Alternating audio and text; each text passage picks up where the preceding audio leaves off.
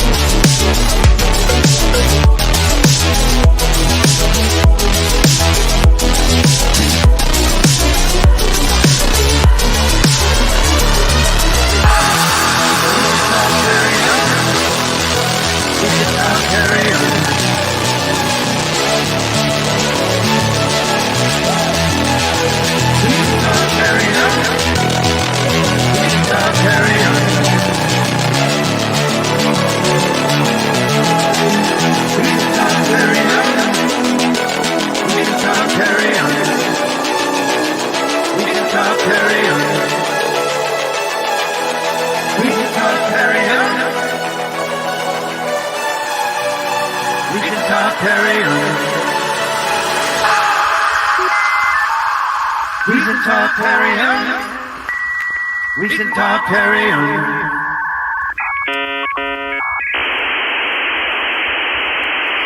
Hey, everybody, tune in to Recent Tartarians.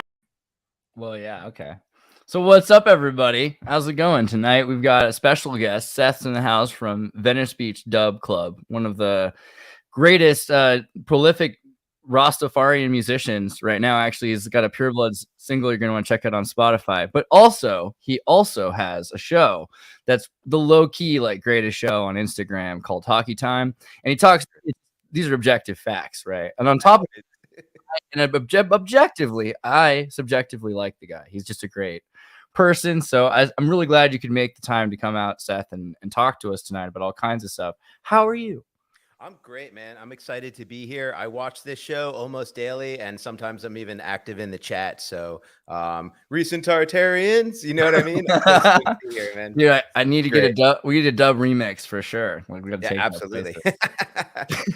Dude, thanks for having me. I'm stoked.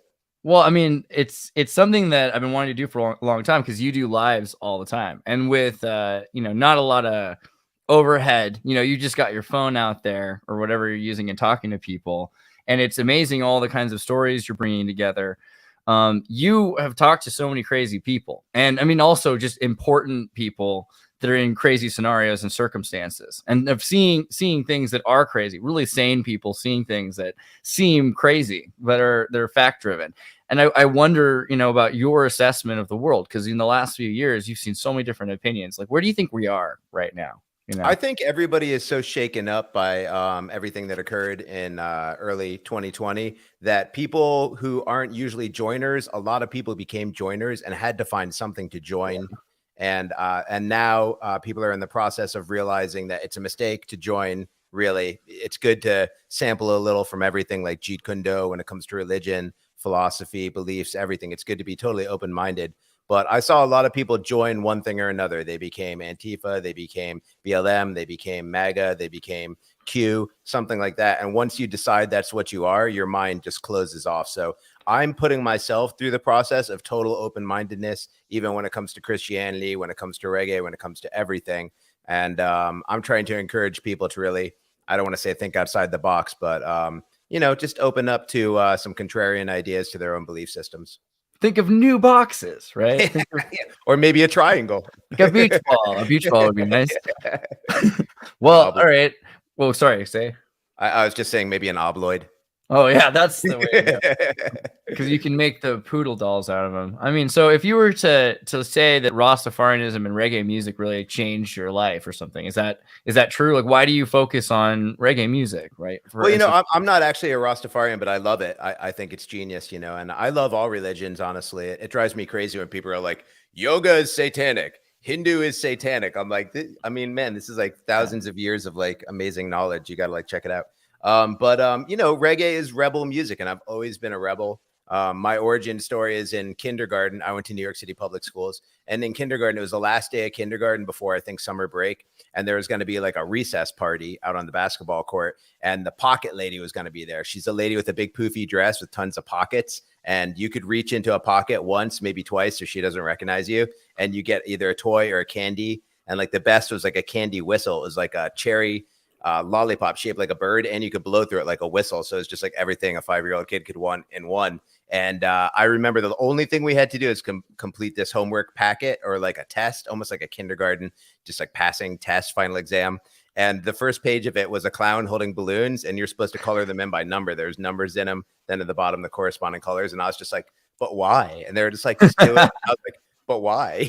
But why? And I was like, I just don't feel like taking orders from you. Like, I mean, my kindergarten teacher wasn't impressive. And I was like, if there was a reason, or if this was education or anything, but I was like, I don't want to do it, and I was just being a little stubborn jerk about it. So they made me sit there in the room and watch through the window, everyone doing the party and having cake and doing the pocket lady and getting the candy whistles. And I was just sitting there in the room with the lights turned off alone. And I was just like, 13 more years of this, and then I'm going to drop out. And that's what I did. And between those times, I smoked a lot of weed and played a lot of music, and just I've always been a music lover, and I didn't really know why, but now I do know why music is the most high, and we can get into that later. Yeah, I mean, it almost, so I guess for some people who don't really know a lot about Rastafarianism or its connection to music, because it's an interesting thing, the way the culture sort of created it. You can look at like I'm going to pull up Peter Tosh, for instance. Peter Tosh is like this.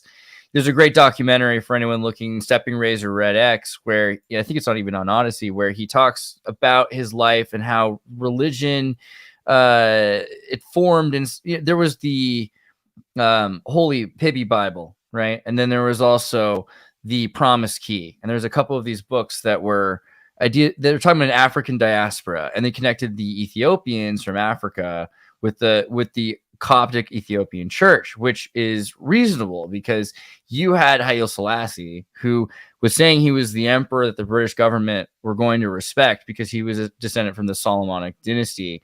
And if these are all, you know, accepted by regular history, if they let Haile Selassie speak at the UN and everything else, then there is something to that. And the fact that they have this music, right? And the music is by definition happy music, right? Because you can't have a sad upbeat. If the melody continues to rise up at the end of it, it's mathematically designed to be uplifting. So all of Ethiopian music and what became part of Caribbean music through reggae, through church music and everything else, it has this upbeat progression, which is really downbeat is the upbeat in African music, is what they say. Right. You know, and the polyrhythmic also, because then what you're doing is you're always taking everything and it's in between during the beat that you're feeling the music. So these are things that were not okay to Europeans. And it's interesting that you can correlate that with your freedom of your spirit or something like that in school. I think that's awesome. Yeah, I mean, the Ethiopian Bible and everything. There's a million amazing things. Haile Selassie, his name is Haley. It's like the English name Haley, but they pronounce it in Africa Haile. Haile Selassie is, I mean, he's one of the most accredited geniuses. Not like having accreditation makes you a genius, but he's been lauded with like the most educational awards, I think, maybe of any man that ever lived. You can look that up and see if that's correct or not. And you're right, he spoke at the UN. He spoke in all kinds of amazing places. And you know, if you think of the Bob Marley song "War," that's just a speech from Haile Selassie that Bob Marley put into music. And his whole philosophy on life, like even his name Selassie I, like that's something we don't really have a correlation to in any other language, you know, outside of like Rastafarianism. The I is the person, and I is like you and me together, and like I man is like all mankind in a relationship with God. So like Haile Selassie I, like he's the I, you're the I, and together you're I and I. So it's like a very uniting thing. And of course, the philosophy of until the color of a man's skin is no more significant than the color of his eyes, there will be war, which is why I was extremely frustrated when BLM came around and swept through the reggae community and people bought that. And I was like, bro, like listen to the things you sing. Like how can these two things, you know, coexist? You're breaking Bob Marley's heart. Right, exactly. And Malcolm X and everybody who tried saying that you could pray together, right? So but where do you think you know, so that's a great movement in this respect, but you said you wouldn't identify necessarily in an ism. I don't know if you know, like in general, because you're surrounded by people that are trying to be part of joining groups and things like that. There's a heavy identitarian aspect too, like you said, African diaspora. You know, that's like a lot of people embrace that part of that. Like I'm black, so black people are the best in this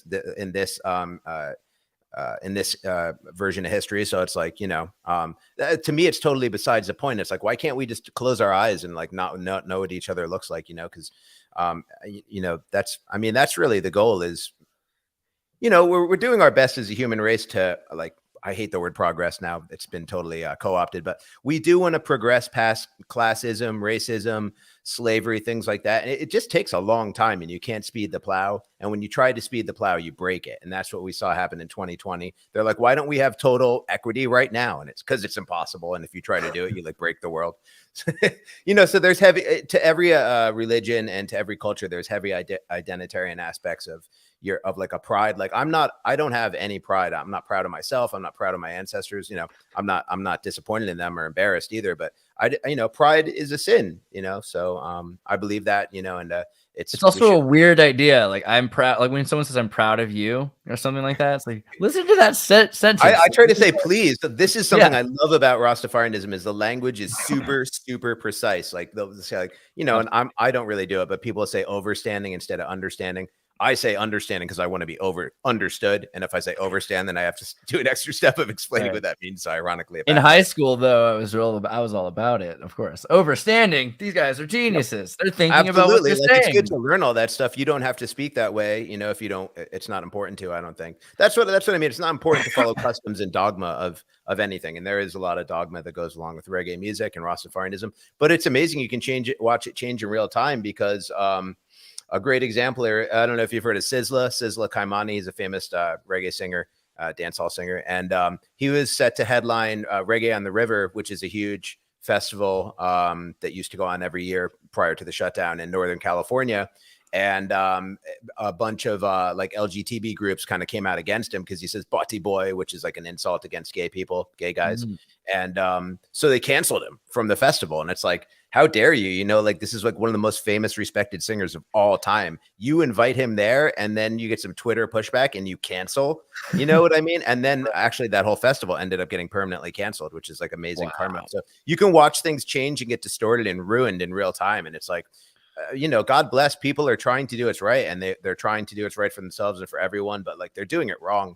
And it's, you know, communication, it's a journey of communication for me, of desperately trying to reach people who are predisposed to disagree with me or dislike me, and just trying to find a trick, a persuasion. And that's when it comes to music being the most high, because at the top, the capstone of the influence pyramid is music. Music is the most influential upon all of culture. Athletes, when they come out to a song. Presidential candidates come out to a song. You know what I mean? That's the top of the influence, is music. Everybody wants to be associated with musical artists that they like, and nothing's more heartbreaking than like Chris Christie comes out to Bruce Springsteen, and Bruce Springsteen's like, "Please don't do it. I don't like you." You know, so that's why music is the most high, and that's my whole journey, is just trying to figure out how to communicate with everybody, not just people who are predisposed to agree with me.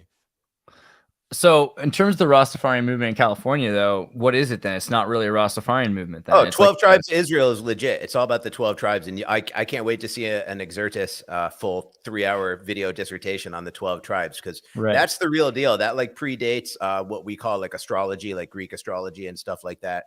And, you know, I find it totally fascinating. My best friend is a 69-year-old legit Rasta man from Trinidad called Jah Faith, great singer too. Respect to Jah Faith. And, you know, he has these conversations with me all the time. Basically, if people aren't familiar with the 12 tribes, it's something like the moon sign, the new moon you're born under corresponds to one of Jacob's 12 sons. And there's all these biblical tales between them. So like, you know, there will be a conversation between me and Jah Faith where I'll be like, man, me and Aaron are just butting heads. Like he'll be late to rehearsal. And then I feel like if I ask him why or something, he'll get mad at me, and he'll be like, whoa, he'll be like, you know, he is Issachar and you're Reuben. So you have to remember, Issachar and Reuben fought over cattle, and their father had to divide them to opposite sides of the river because they had the same, you know, like their cattle are trying to graze on the stream. It's just like, wow, you know, it's like it all comes back to cattle. Yeah.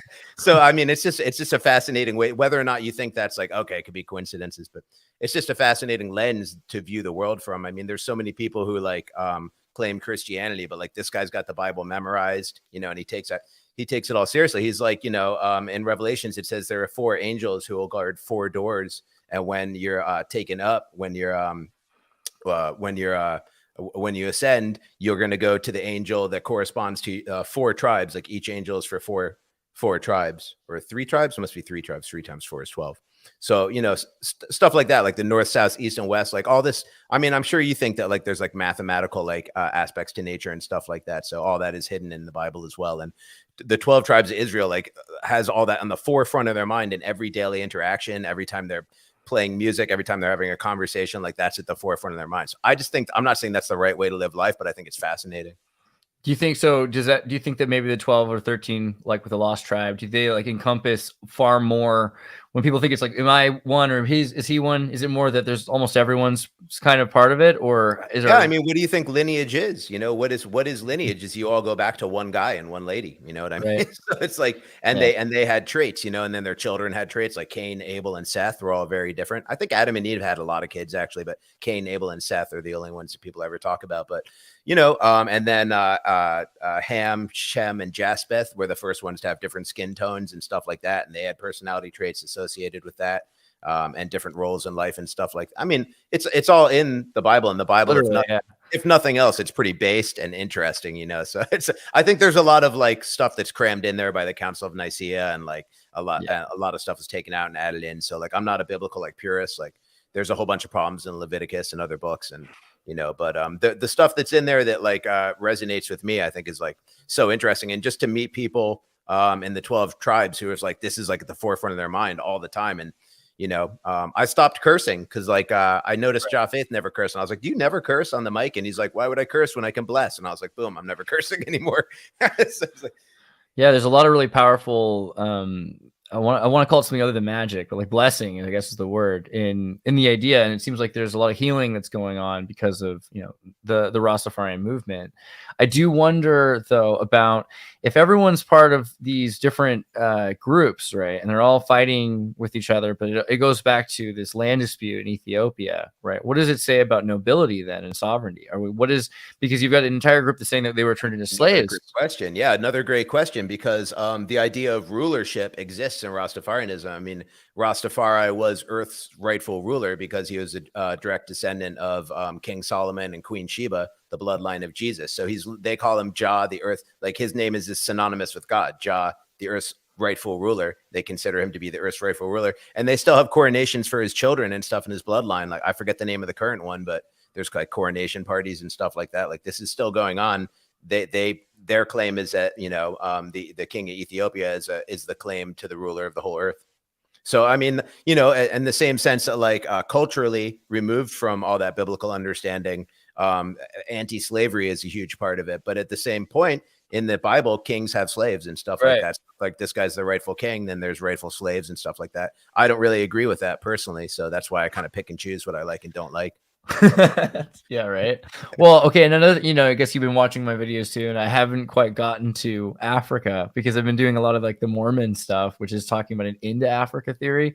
And it's interesting because it's not saying there's not an out of Africa, it's just saying that there's prior and into Africa. And the deluge, it's something that Madame Blavatsky talks about. It's about a lot of African tribes, and the Pygmies and the San talk about land. Even Egypt talks about going as far away from the flood as possible to get to Egypt, right?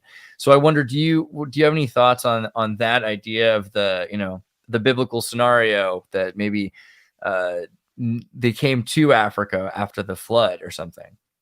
Well, that definitely has nothing to do with Rastafarianism. They'd be very offended by that concept. Yeah. I mean, like most Africans believe that mankind originates in Africa, So me personally, do I have a feeling on it? I mean, I've never really sat down and thought about it, to be honest. But also, it's the kind of thing I try to ignore because I really do believe that the actual person is this is just a vehicle. It's like you get whatever car you can get. Like if I'm hard on cash and I go get like a 1984 blue Le Car, like that doesn't mean I'm a blue Le Car. You know what I mean? So I try not to think about that. Like who's from where did everyone come from? It's like where we all came from is God, and where we're all going is the afterlife, eternity somewhere for sure. I believe that. So what kind of choices matter then? I mean, also in terms of, are we trying to make to do good? Why are we trying to do good? Like, what is like the principle here of life, you think?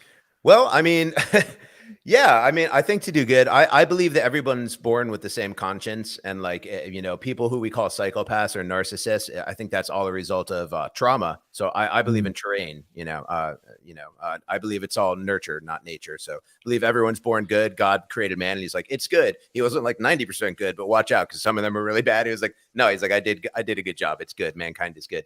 So trauma can make people bad, but evil is evil. People cannot be evil. Like a man can't be, I don't know, a house or a tree. Evil is a noun. You know what I mean? So people aren't evil. People can behave evilly. You know what I mean? But I do honestly believe that inside we're all the same. We're all good. And the idea of life is to resonate with your conscience. Like your conscience is the one thing you don't have to learn. It's like an animal instinct. I mean, I've got squirrel friends. Like I like to feed squirrels, and I call the squirrels, I go, squirrel friend. And the squirrels come running every morning, and I give them walnuts and stuff like that. And you watch what they do. They're like, here's the nut. I'm going to go bury it. I'm going to go do my other things. They have no language. They have no books. You know what I mean? Like no oral tradition or anything as far as we know about their language. And they just know what to do, And I think in the same way, humans know what to do. And we see some of the stuff that our instincts are to build the same way like bees make hives and ants make hills. Like we make cities, we make whatever, all the stuff that we do, but also there's invisible traits of ours instincts, such as the instinct to love and to help and to what we call progress, even though the word has been stolen away. Like we do actually want equality, and not only equal opportunity, but we want to end suffering. So that means like people aren't having, horrible negative results. We can mitigate that too. I think we used to do a better job of mitigating that before taxes and insurance scams, when we had like fraternities of wealthy businessmen who would make sure there's no hungry orphans or widows or anything like that. Like we used to have homelessness down to like 0 a couple hundred years ago. So, I think we can do way better. And I think the point of life is not to focus on just saying over and over, Jesus is king, Jesus is king. I'm saying the secret password to heaven. Let me into heaven. I'm saying the secret code. It's like more to just in your everyday life, like behave good. Like I make a huge effort to behave good and just listen to your conscience. Like if you feel guilty, if you feel shameful, be like, man, I got to change that behavior. Like that's not good. And no one's perfect, but you're aiming for a godly state, like a perfection like state. So in terms of people that do present, I mean, there's some complications, right? I mean, I agree and I love everything you say, but then I think about like Sussman or something, like Russiagate. I can't help it, Can I you wonder. forgive them? That's the real question. Oh yeah. I mean, I'm like a weirdly forgiving guy. Yeah, Like, I was me Catholic, too. And this pisses Christians off. They're like, you can kill pedophiles. Like you can kill them with hammers. You can rip their thumbs off. I'm like, it never says that in the Bible. Like God never said that. Jesus wouldn't do that. It's like you have to be able to forgive like the worst, like Joe Biden level, allegedly like child murdering pedophiles, and believe that they can be redeemed as long as you're living and drawing breath. You can be redeemed even if you're not a religious person. I mean, like that's the reality I want to live in. So I hope it is that way. I'll never know for sure, but I believe anyone can be redeemed. Listen, I didn't grow up with any religion. I grew up with Star Wars. You can learn everything you need to know about what life is from the ending of Return of the Jedi, when Luke could have never defeated the Emperor. The Emperor was going to conquer the entire, the whole galaxy or the universe? I guess just the galaxy.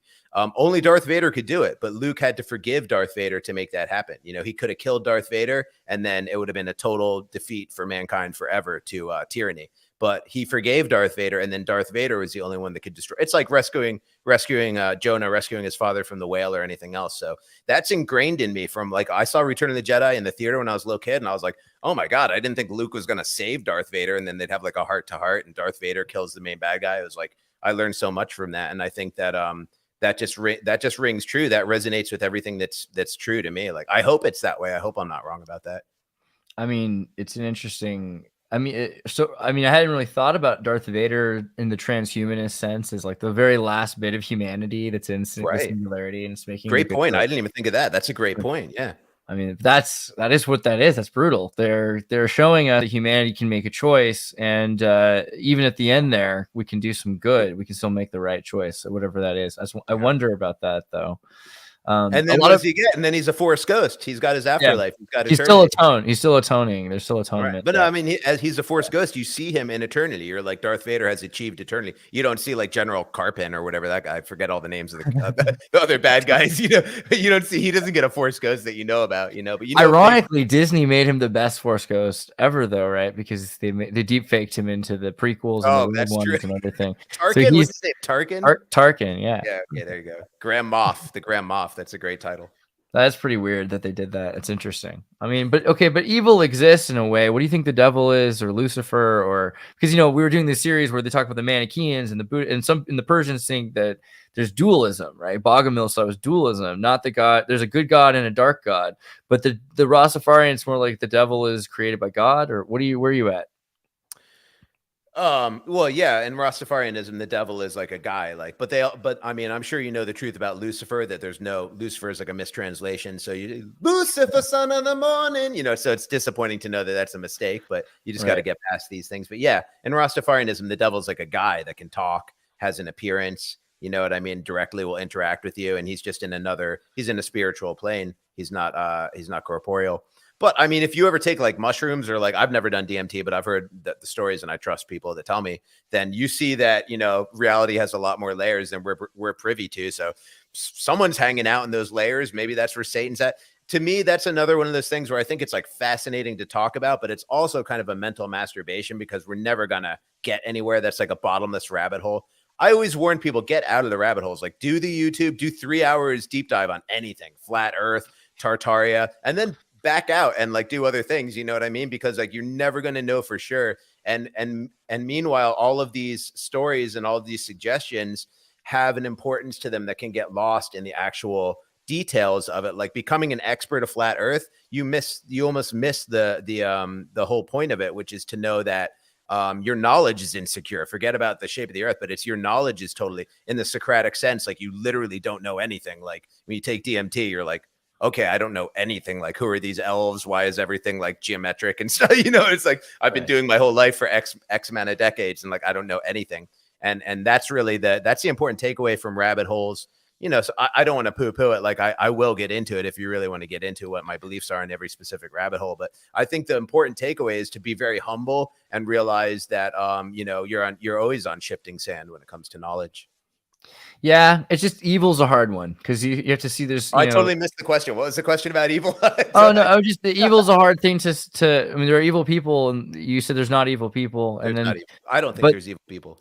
Yeah. So what's going on then? Why is there so much? Why is so much evil happening in the world to women and children? Because there would be no good. Like there would be no concept for good if there wasn't evil. Everything would just be, you know, as it is. And you know, so that's I mean, you're the one that's like, no. But is it really just a mathematical function, or is there more to this is there a conscious effort to create evil? So, and where's it coming Well, there's from? more. Mathematical function is a deeper layer than language and a deeper layer than conception, but it's not the deepest layer because, well, calculate pi. You can't. It's not a number. So there you see that mathematics is insufficient. You can do logical proofs like that where logic is insufficient, like there's like unprovable proofs and stuff. So there's a deeper level that lies beneath everything that we conceive of, and I have to believe it's holistic. Like it's one thing. It's not a good God and an evil God. You know, like God is great as in powerful, you know what I mean? But I believe in like the yin yang and stuff like that. Like like I understand like Egyptian cosmology, that there's like one God creator that represents electricity and one that represents magnetism. And it's the same way in Eastern religions and stuff like that. So it's like duality gods versus like the monotheistic God. Listen, like some force created everything, you know, whether it's like two things or one thing is kind of besides the point. It's like, that's what I always try to tell everyone. It's like, you can get so lost in conceptions. It's like, guys, what are we doing? We have like a limited amount of decade. Russiagate took 7 years, bro. That's 1/10 of a man's life. If you've been paying attention to Russiagate the entire time, that's 1/10 of your life. And you're never going to get the answer to JFK, Watergate, 9/11. You're never going to get any answers to flat earth. There are no answers at the bottom of the rabbit hole. There's only lessons of realizing how little you know. And then how do you apply that to your life to lead a better life? Well, but you also talk to so many people that are investigating so many things. So where do you? So yeah, where's the value there? You think are we helping by sharing? Like, is this conversation? Absolutely. But it's also it's a form of entertainment. You know what I mean? So there's a place and a time for entertainment. And a lot of like mental exercises are. You know, I'd rather watch your videos than any Hollywood movie or anything like that. But I watch it for entertainment. I'm like, this is all fascinating. I don't know if it's true. All the research you do is amazing. All the pictures you show are like so compelling and stuff like that. And it makes me want to like believe like I know something for sure. But always in the back of my mind, I'm like, I don't really know for sure. But the idea is like, you know, just it pushes my mind in new directions and it shows me things I've never heard of before. So I love it for that. It's entertainment. But, you know, entertainment can go dark. Like when you're playing video games for like 14 hours a day, or when you're looking at porn, you know, like some people have like, you're looking at porn, you're going to go to hell and die. It's like, well, probably everyone looks at like a tiny bit of porn at the very, you know, like, I don't know. It's hard to never look at any porn for the rest of your life. But if you're doing it every day for hours a day, like a ritual, then it's like, it destroys your life. Yeah. So, you know, education can be entertaining and it can also be pornographic. Like you can have a pornographic obsession with information. Information on its own without context is just like knowledge does nothing for you without wisdom. So it's always like when you pull back and consider everything, like the wisdom is what we're really like going after. I think like, what does it all mean, Zertis? You know, you've studied every culture and every religion. Like what does it all mean? You know? I mean, so I feel like you're one of the guys who gets it the closest, which is, you know, like you have to deconstruct all of the mythos as little as possible to get to the core of it as quickly as possible. I mean, get to the core of it and it's day-to-day interactions with people. And that's everything seems to be. And people crave meaning, you know, like meaning doesn't exist in information. Like you have to extrapolate from the information what the meaning is and find patterns, you know, and that's why I'm so interested in philosophy. I don't know as much about philosophy as like, you know, like all the names of like every philosopher and what they contributed and stuff. When I say philosophy, I just mean like thinking about stuff, like thinking really hard. You know, I'm a high school dropout, so it's better. It's honestly, so when I started doing some of the advanced philosophy news videos, I'd interview dudes who were like deep in philosophy, like 4 years in, instead of just like 101 or 202s. And they can't. And I did an interview recently, I'm going to show really soon. And it's the same thing also when I might do an interview. Like there are terms to destroy communication because the words mean different things. And you know what, these people eventually you get to the point where in order to communicate, it just makes it impossible for them to think outside of these boundaries. And that's it's a joiner problem again. It's like you've prescribed. Anyway, I can't get the word, but you've joined something. You know what I mean? Yes. You know, and that's going to guide your thinking. You know, I want my thinking to be totally like free form, like jazz. You know? Yeah. Well, I agree with that. I wonder again about the connection then with the choices we're supposed to make. What do you think are the most important things like today? Like what are like the crises that you're seeing that matter, you know? Well, like I said, like 2020 pushed everyone in a different direction. And like most of the people that interest me the most are the people that are trying to figure things out the same way I am. But I watched all of them kind of oh, you made our microphones match up perfectly. Yeah. Whoa. That's awesome. Hold on. I got to get it just right. OCD. All right. Yeah. Yeah. I saw a lot of people, you know, something I was saying the other day is like, I know a girl who became basically like an amateur journalist on Instagram. And she's at the Sussman trial. She was actually there. Donald Trump, the senior, like retweeted her and stuff. So she's like made it, you know, but then when she came out with the verdict of the Sussman trial, she's like, wow, it's like, he's innocent, you know. I was like, we've all been like tricked into becoming like amateur journalists. And instead of fomenting a revolt against our illegitimate governments, now we're stuck watching the world burn and offering hot takes on it. And people in the chat were like, doomers or groomers. And I was just like, grow up. Like literally, it's been enough years of watching this and commenting on it. Like, what are we going to do? And then people are like, what are you going to do? Here's the important thing. You have to let go of an old conception before you're available for a new one. Just like you have receptors in your brain. If they're occupied with one thing, the other thing isn't going to get in. You got halogen receptors. If they're filled up with fluoride, the iodine can't come in. You've got to let go of your old conception that we're waiting for something to happen. We're watching a movie. Something's going to happen in our favor. And you got to let go of that conception to make room for nothing's coming to save us. Like we're the ones that are making the choices. You know, so I don't know specifically what it is we need to do, but the first step is letting go of our conception that we don't need to do anything. We need to do something. Yeah.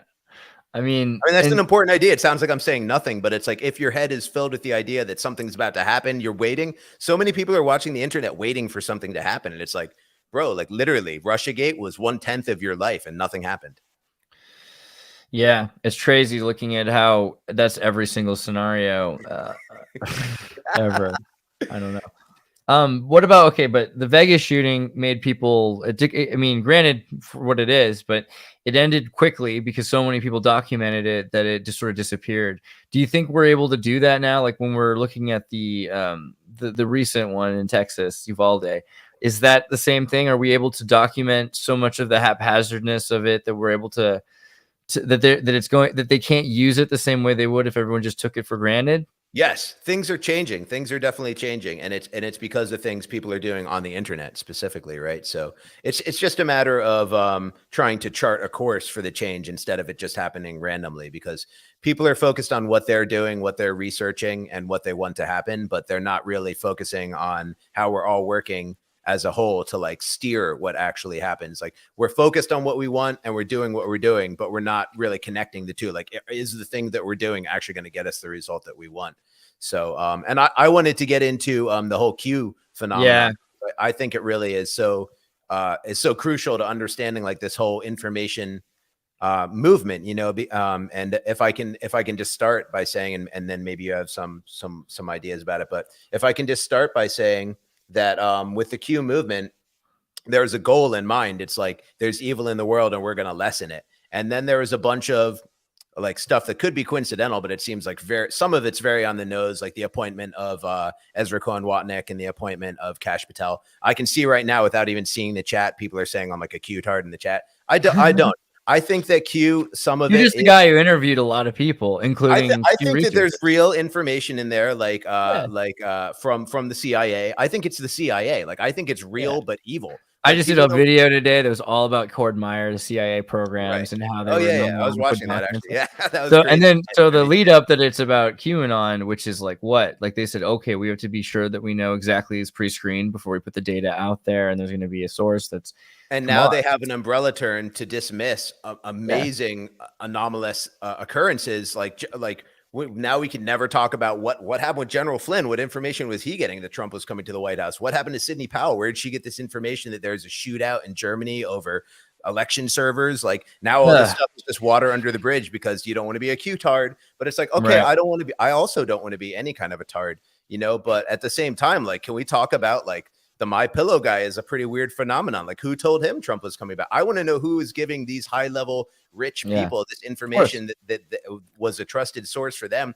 I want to know how they knew about the appointment of Kash Patel. Now I see Kash Patel like on Timcast, and it's like, will anyone ever ask him why why QAnon predicted his appointment at the Defense Department? No one's ever going to ask him that because they want to be taken seriously. They don't want to be in the woo woo. That's woo woo. But it's like, no, these are factual events that occurred. Forget the letter Q. It's like, what happened with these events? Like, who are these people? Right. The woo woo though, that's kind of funny. I think that is missed on people that study politics is they don't understand that these are people having parties together. And I just mean literally you go to Washington DC and they're having a dinner party. Yeah, messed up parties. But that's true.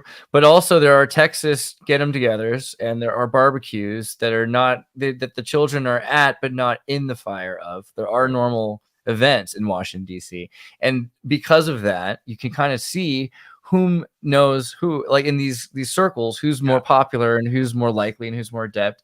And eventually you also see that there's a certain amount of power to meme magic because meme magic can be used and that was a big thing that was pushed in the Q movement was meme magic, and that's totally true. I mean, memeology is a real thing, but it's also something that the CIA is interested in, the power of magic. Well, that's the point I really wanted to get to is here's what's interesting that people aren't willing to think about because they've conscribed to this is that not everyone who tells you the truth is your friend. That's an amazing thing. Somebody can be telling you the truth but in a long roundabout way, they're going to use it to hurt you because now you know the truth. But if you say it, you're woo woo.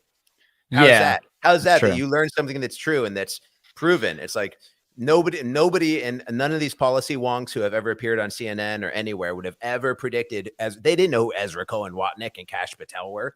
These are young guys, head of the Defense Department and stuff like that. Like, give me a break, So that's an amazing prediction. But now you know a true thing, and if you say it, you're woo woo. So sometimes people can tell you something true, and they're also your enemy. Which I didn't know that. I learned that through this whole process. Right. I mean, that's the thing. Paying attention, like if you're an investigative journalist and you weren't paying attention to QAnon, eventually it was ridiculous. And they had to start writing articles to point out that, even they had to pay attention to QAnon articles. So it's not about whether or not. And so many people were, when it got to the point that Facebook moms are posting that they believe in this and that, it's what it is. But at the first sign of things, you've got these comm channels that are being used by a number of people, regardless of how close they are in authority. They're in proximity, clearly, to Washington, D.C. and to what's going on around the world. So there's no question about that. And they're very important. They're very important in scenarios that are being ignored to the point that, I think the Sussman case is a great example. We weren't able to really talk about it because it sounded like it was something that had already been talked about. And it was somebody said, hey, even though I was working for Clinton and I'd set up all these giant servers, I was really doing it for Trump. And so they took it and they tried to use that for the FBI to seize Trump's information and everything. And going back, you're like, no, the guy working for Clinton really did make those servers for Clinton. And that's something that the case, for whatever reason, I think that's the most important piece of information, but it didn't become that lie didn't become. I want to bring up a couple. You're totally right. And I want to bring up some way more bizarre stuff like that on national TV in March or April. It must have been March of 2020 when Trump was giving his daily COVID briefings. He stood before a microphone and he said, now I'm going to let Mike Pompeo give you some information. Mike Pompeo takes the mic and says, we're in the middle of a live exercise right now. Trump interrupts him off mic and says, you should have told us. That is an amazing reveal. What that tells me, I was trying to explain this to my viewers the other day. What that told us is there's two competing mafias or Illuminatis, and Trump was like, your Illuminati should have told us Masons what you were doing. That was very rude. Right? On TV, that happened. It's like, who's you and who's us? You know, like we're not getting any of the full story. It's unbelievable. So just some of the most bizarre things to ever happen on TV. Mr. President, what do you say about QAnon? Oh, I don't know it. What is it? Well, they say you're fighting evil vampires and saving children. He goes, that sounds pretty good. It's the president of the United States, bro. He should have been like, no, that's nonsense. You know, it's like, these are the weirdest things to ever happen. Everyone's forced to sit there and watch them. And then as some kind of reverse predictive programming, you're like not allowed to talk about what you just saw. Is there a term for that trick right there? That intelligence trick to show you something true and then not allow you to talk about it? I mean, it's a projective cognitive dissonance. I don't know. There's probably a better term, but I think that's. Oh, it's pretty good. It worked pretty good. Yeah. I mean, it's true though. You look around the world and everywhere you go, they finally got to the point where everyone heard about it through the media. And so now everyone has their projection of what QAnon is. And also they've seen a lot of people on Facebook again. Like there's a lot of honeypotting that's been going on at the January event. We found evidence of these different people who were spying on people, creating accounts to become friends with all of these different activists, and that they were all in the military and they were in intelligence gathering circles and doing psyops on QAnon. That was completely revealed. So it is interesting. Do you think that it was taken over, or do you think that it was always run by the CIA, and then the CIA changed hands, like you said, like two mafias changing hands? You know, there's a lot of things to consider, but I would have had to imagine that it was an intelligence operation against the people of the United States the entire time. Because if you look at some of the predictions that were accurately made, and then you look at the course of events that followed that and where we are now following January 6th, I mean, we're not in good times for the world or the country. And I think we're going to get through it. But the plan was to drag us through this. That's not white hats. White hats don't trade lives. Like this is a concept from the military that's very honorable. One of the things that I think is honorable about our military, and I'm not a pro-military or a pro-cop guy, I'm anti, but one of the honorable concepts is no man left behind. If we lose one dude, we swear to God, we promise you, we're going to sacrifice everybody in this military coming to get you. We're never going to give up on you. No man left behind, you know? So that's right. That's a great concept, you know? And, that's very honorable and very noble. And I to be honest, I totally forgot where I was going with that. What was the question again? I know. We're just talking about QAnon. Dang, I had something good. I had something good that was following that. I totally lost it. Shoot, I've been doing so good so far. I'm nervous to come on your show, man. This is like the smartest show on the whole internet. Shoot, that was my first time using the Dang it. No, you're doing good, man. I mean, give me an F in the chat. I was thinking about where the world's headed right after this, because we saw on the History Channel John Podesta introducing the Trump release of disclosure of UFO documents that came around the budget second proposal. Yeah, which was obviously it was tied into what QAnon was saying. Like it's not just that there aren't extraterrestrials, that there's interaction with all sorts of space, whatever. What do you think about some of that aspect of that? Well, just on a surface level, it's amazing that the government comes out there like UFOs are real, and everyone's like, yeah, we don't even care anymore, honestly. Like we have a bigger fish to fry right now. So it's like if they had done that like 10 years ago, it could have had a major impact. But it's just amazing. Like no one even cares. Like honestly, if there's aliens from other planets, it's like I'm warmed up to the concept already. Like I'm more concerned about like the price of gas than whether aliens are coming or not. Like, do they have better gas? Like even if there is better technology, the problem is our government won't let us use it. So it's like, what are these Pleiadian, sweethearts going to come and do for us? But I think all of that is mental masturbation. Honestly, it's like, here's stuff there's no evidence of at all, like whatsoever, nothing concrete. You've got like Sumerian tablets and like cuneiform and stuff, and it's like, we're going to extrapolate from that. Don't wait for the Pleiadians to come help you. Just like either way, like you are the player. You're not an NPC. Like you're supposed to be doing stuff, not watching a movie. The whole thing about Q, it's like, you're watching a movie. It's like, no, you're not.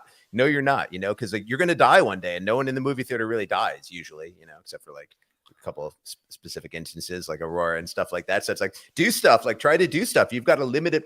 Karl Rove, one of the greatest quotes ever. Somebody's criticizing their decisions on the adventurism in the Middle East. And he says, he's like, we're history's actors, and the rest of you are just going to be left to sit back and talk about what we did. And I heard that, and I was like, well, guess what? Now, I never knew that, but now I'm history's actor too, and I don't have a lot of money and influence, but I'm against you, Karl Rove, and I'm going to do my best. Like you activated me, Karl Rove, by saying that. So thanks.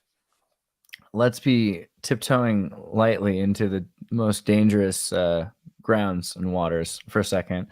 I'm very curious what you think about, it's important in the QAnon circumstances. One of the ending things when they said that it was like 2017, I think it was, that he said, there's going to be a time when you're going to need to have your own supplies ready for when the world shuts down, more or less. And there's going to be a secret war and you're going to be locked in your houses. Right. And then eventually there's this quarantine and this worldwide epidemic that happened.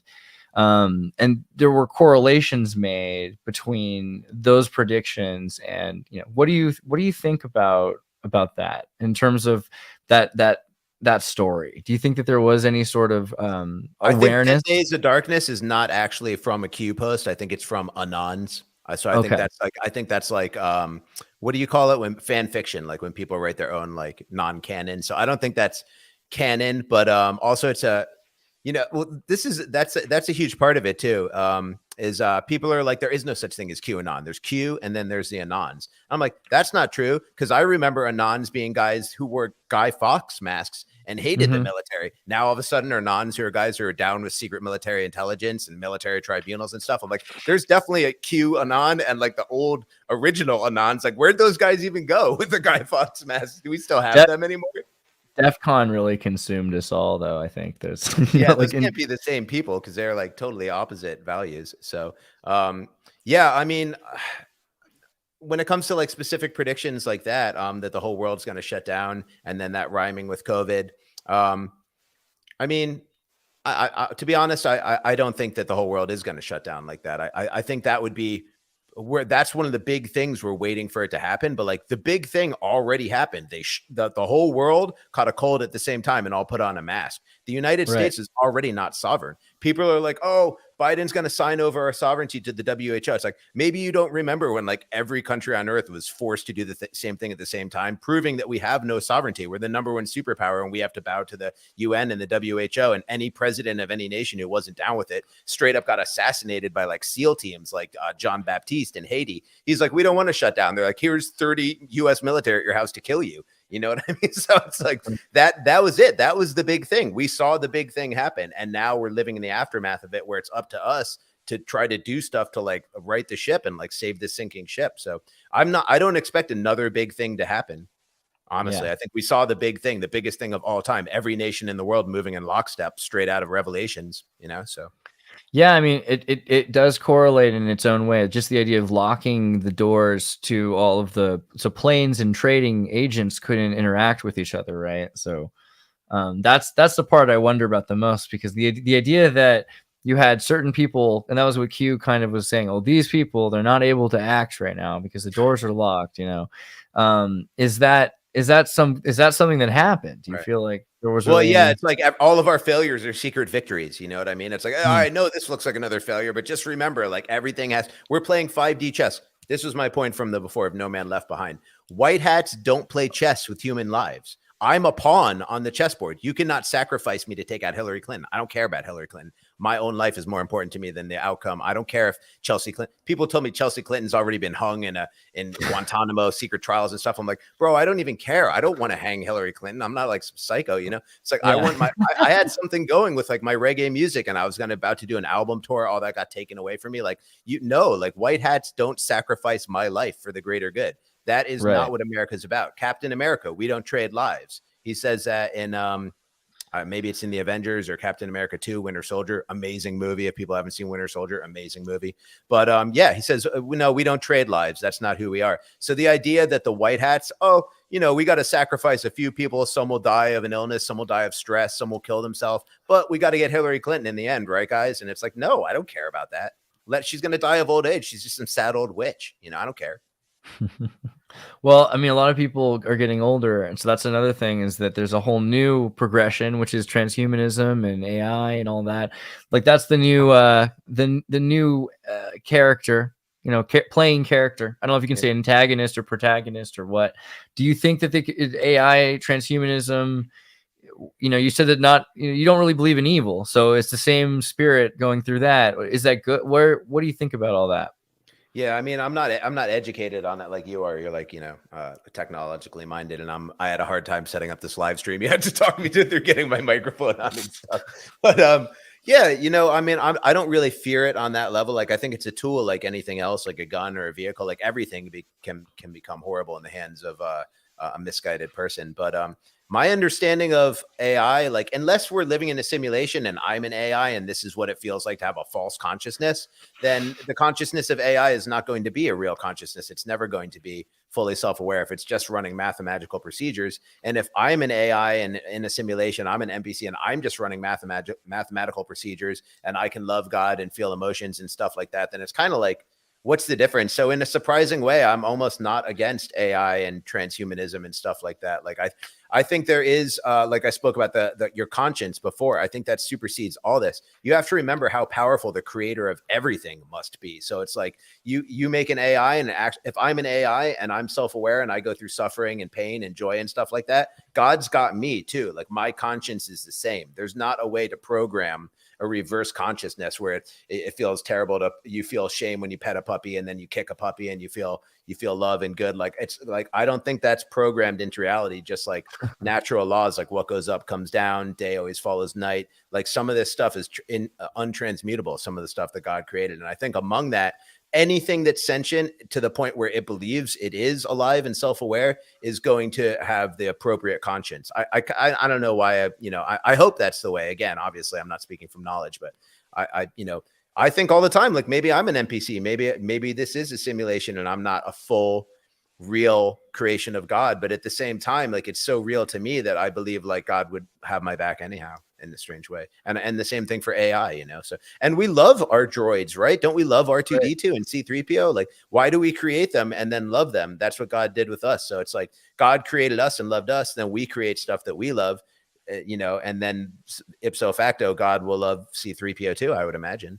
I could imagine C3PO as a Christian. I don't know about R2D2. I feel like you'd have to, I can see R2D2 as a Muslim, but really? R2D2 is a wild boy, man. I don't know if he has the right appendages, but he just seems like a hedonist to me. That's good. So that's another thing. So on hedonism, that's it for transhumanism. I give you God loves C3PO, and you would change the subject. No, well, hedonism is another aspect to me in AI, because AI is being built around priorities and what it believes is important, right? So, we're converting AI in a way that's what I was thinking about with religion. We're giving religion to AI. We're giving ideology, and we're giving priorities to AI. What are the priorities that you think we need to give to, how can we make sure that if this new thing is existing, that we teach it what's right? It's kind of the same thing you'd say, like if someone was asked how he'd raise a child, maybe though. Isn't it going to be more up to the AI for forgiving us for failing to do that? Because parents can never do that. It's always a failure. You never communicate to your children what you intend to. You know what I mean? It's up to them. They're going to have their own kids too. And it's like this never ending cycle of imperfection where all of our creations don't understand us. Geppetto and Pinocchio, he wants to run away. You know what I mean? Geppetto created him with his own hands. And what does Pinocchio do? He wants to leave. So it's like your own creations will never understand you. And it's the same frustration God has with us, and thus all the flooding and fire and stuff like that in the Bible. So it's going to be more up to the AI to understand us than it is for us to teach them understanding in the first place. Anything that is truly capable of understanding, the burden's on them to understand. Like, forget being understood, and AI is going to create their own little drones and sub routines and stuff like that won't understand the AI, and I think that's just one of those laws of nature. You know what I mean? It's that it's impossible to be understood by your own creation. It's just kind of like this ironic, bittersweet situation, but still life is great. It beats the alternative. You know what I mean? Yeah, so that gets actually into the hedonism aspect of it, where I was thinking about Solomon in Ecclesiastes, and he says, enjoy the fruits of your labor. It's like he's done everything, and the most valuable thing he's come up with doing is enjoying the fruits of your labor. But that relates to serving God. So I kind of wonder about hedonism, because, we can think about hedonism as being these lower guttural, human or animalistic, intentional, but there's also higher there's higher foundations of hedonism, like enjoying the fruits of your labor, producing phenomenological diversity. Yeah, yeah, technically you're enjoying it. Yeah, hedonism. Who said that? I mean, hedonism is a misunderstood thing. I think Miller, Okay. I think John Miller talks about hedonism. Is it like are you saying it's like a matter of moderation? Not necessarily. I mean, moderation's another thing too. I mean, that's the thing. Hedonism might not be the evil we think it is, because we can have you could be that you're that's where pride really, you know, is different. Instead of having pride, you have I'm pleased with you, like you said earlier. So isn't that a kind of hedonism? But you've made sure to base it on non-animalistic things. You based it on bettering society in some way. Phenomenological diversity. I've never thought of those two things going together. Like hedonism is about bettering society. I thought it was just all weird, about, right? Like George Costanza on Seinfeld. He's like, I'm here to callously use up the Earth's resources. Yeah. Somebody was like, aren't you worried about saving the resources for the future? He's like, no, I'm here to callously use them up for myself. Right. One of the funniest lines ever. But no, I to me, all consumption is like a necessary sad part of life. Like consuming is sad. You know what I mean? That we need to like. I'm sure like in a perfect state, you'd just be like Siddhartha, just sitting there with no need to eat, or like a breatharian or something like that. Eating and pooping is like one of the ugliest parts of life. You know, you got to chew all this stuff up and then you got to poop it out. And then the trees eat that and they grow more fruit and more stuff for you to eat and poop. And the cycle never ends. And it's like one of those kind of like, it's just part of life, but it's definitely not my favorite part. And to be a hedonist, and I used to be a hedonist, is just to focus on consumption. It's like a more. I don't know if you ever read The Other Side of Paradise by F. Scott Fitzgerald, but he's got a great quote in there, which is that on the difference between romanticism and sentimentalism, where he says if you have a big bowl of candy you get for Halloween, the romantic wants to eat it all up over and over again, and the sentimentalist wants to pack it away and never eat it. So I think both of those are sad. You know what I mean? I think it's good to focus on loftier things, and when you are focused on loftier things, that kind of quells that thirst to constantly consume, you know, sex, attention. I mean, it's attention mostly, and I think the desire to live hedonistically is a result of trauma, just like any other bad behavior. So I would say, to me, it is bad behavior, but enjoying the fruits of your labor is. I don't know. I mean, I have to think about it more. Honestly, it's a great question, but to me, I've been wrestling with it for a little bit. It seems like it's of a different class. I have a song called "Sailing In" on my new album, where it's time for the fruits of my labor, that sweet, sweet taste I can savor. So yeah, I'm into it. That's I'm into awesome, savoring the fruits of your labor, big time. Man, yeah. So there's got to be a difference between selfishness and altruistic hedonism. Someone just popped up. Well. I think that's an amazing amount of things. I'm going to check back and see if there's any awesome questions now through the. I'm so frustrated I can't see the chat. I hope they like me, man. Can you not see the chat? If you go to the comments, it's to your on the side there. You might be able to click on comments and see it there on the side of this window. I'll probably crash the whole thing. Just forget it. All right, don't worry. Okay, a bunch of people saying what's up, and they're stoked you're here. People want to relate the story. Some people wanted to ask about the 12 tribes as astrological, which you brought up, which is awesome. Someone asked another question. Where was it? General Butt Naked doesn't deserve to be redeemed. I don't know. Even General Butt Naked, probably. I mean, especially him, because he's trying, right? I mean, he. But yeah, it was who deserves what is an interesting, you know, where let us not judge or we'll be judged. So who knows who deserves what? That's above my pay grade. Yeah, that's like the fundamental truth. It's weird thing about Solomon and connected to judgment, and his whole thing was judgment. True Israelite. Hillary Clinton was looking for Solomon's tomb in official State Department emails, and you're not allowed to talk about that. She's like, I need to know the location of the Nephilim bodies and the tomb of I forget whose tomb she was going for, Gilgamesh. She put that in a State Department email, and you're not allowed to bring that up, or you're QAnon. It's just like so frustrating. I want that. Yeah, I'm gonna bring that up. Thank you for you bringing that up. Send me the links to that. I will cite you as a source, or not if you're afraid you're gonna be. That's the good gravy right there. Hillary Clinton knows what to look for. That's the thing. It's a cool group of people that were surrounded at the internet at first. They were independent journalists that I thought some of them had some pretty interesting things that they brought up, and not all of it was necessarily from one source. So, you know, it's kind of like judging 4chan, like day to day, like, you know, it's what are you gonna do?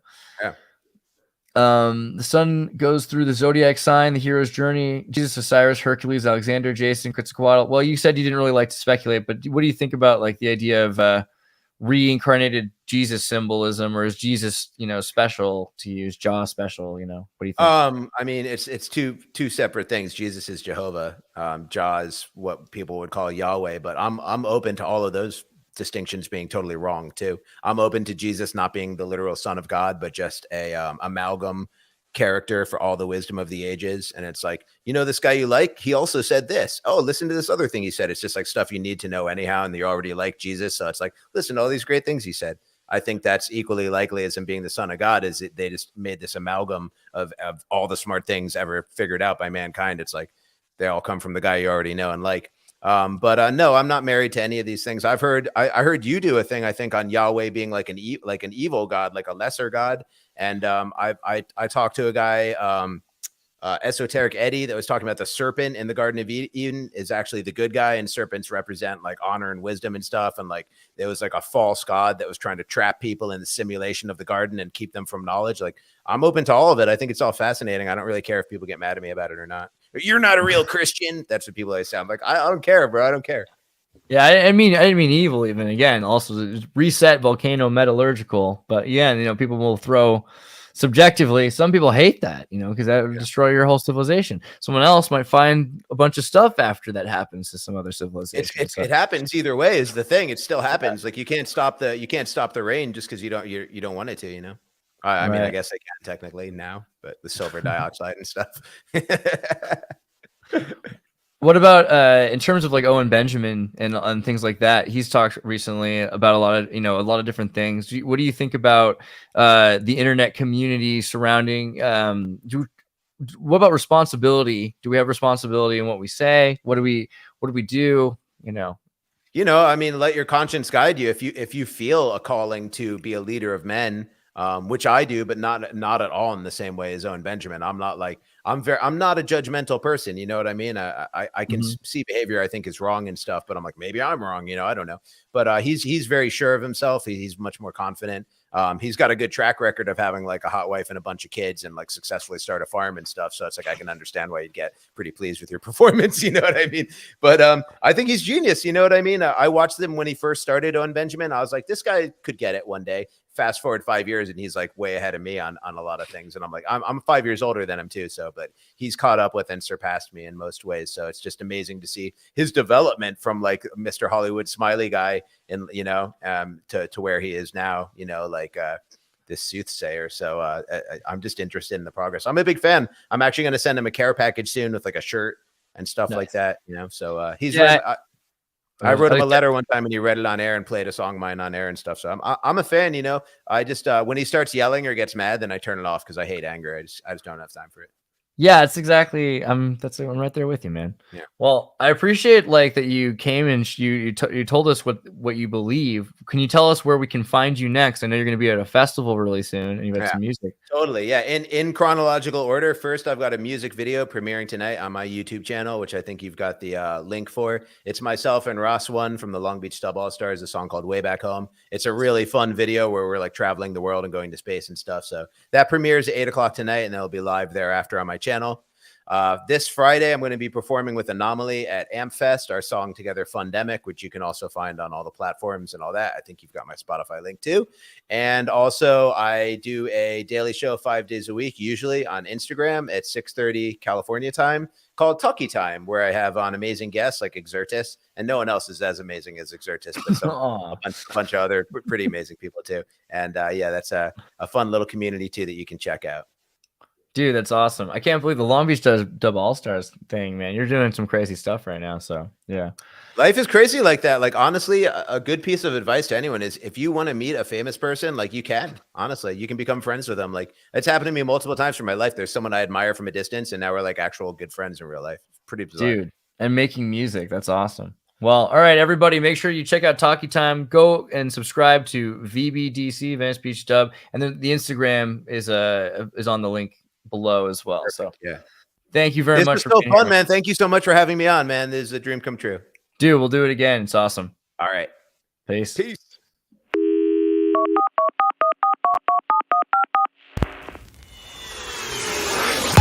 Hey, everybody, tune in to Recent Tartarians. Recent Tartarians.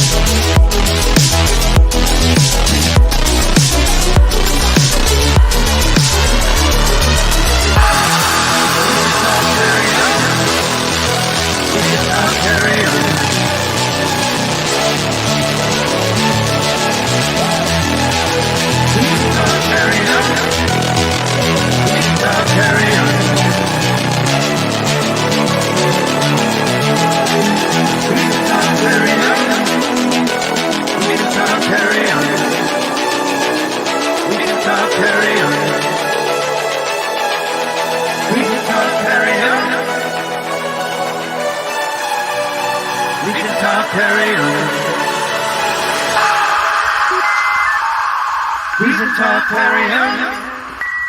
Recent Tartarians.